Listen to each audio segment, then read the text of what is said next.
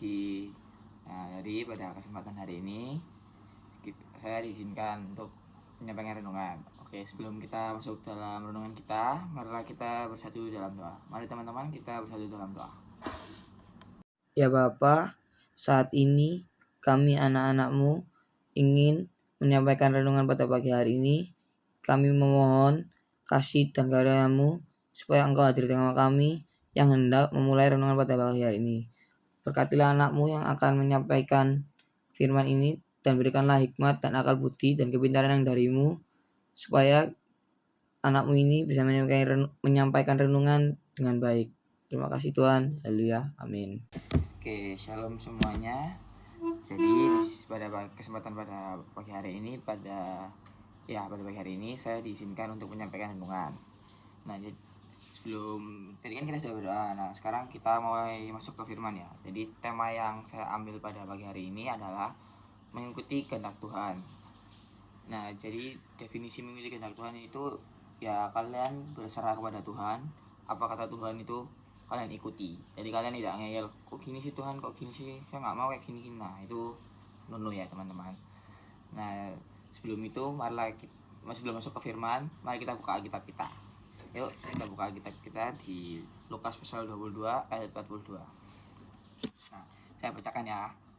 Ya Bapak, jika engkau mau, ambillah cawan ini daripada aku, tapi bukanlah kehendakku, melainkan kehendakmu yang terjadi. Nah, waktu saya baca-baca Alkitab, nah saya kan menemukan ini. Nah, saya itu hati saya tergerak buat menyampaikan di renungan ini. Nah, pada renungan pagi hari ini kita belajar mengikuti kehendak Tuhan, apa mau Tuhan dan bukan apa mau kita. Nah, banyak rancangan manusia di hidup kita, banyak rancangan-rancangan di hidup kita yang kita pikirkan sendiri, tapi itu nggak sesuai dengan kehendak Tuhan, teman-teman. Nah, jika itu tidak sesuai kehendak Tuhan, ya tidak terjadi. Tapi yang terjadi kehendaknya Tuhan di dalam hidup kita, teman-teman. Contohnya di ayat tadi itu, bukan kehendakku yang terjadi, tapi kehendak mulai yang terjadi. Nah, contohnya semisal kalian ingin ulangan, pengen dapat 100. Nah, tapi 100 itu bukan kehendaknya Tuhan, itu kehendak kalian. Nah, malah tapi kehendak Tuhan itu di 95, 98. Nah, disitulah kalian ingin dapat 100 terus gak jadi malah dapat 95, terus kalian ngeluh, aku aku udah belajar gini ya. Nah, itu apapun hasilnya kalian harus tetap syukuri, teman-teman. Kan masih banyak yang di luar sana dapat dinilai bawah 95.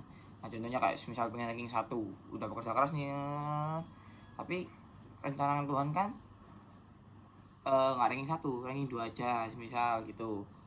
Semisal kalian ranking 1, nanti kalian sombong, terus kalian pamer kiri kanan, nah itu kan nggak tahu kan. Nah, Tuhan nggak mencegah itu tidak terjadi.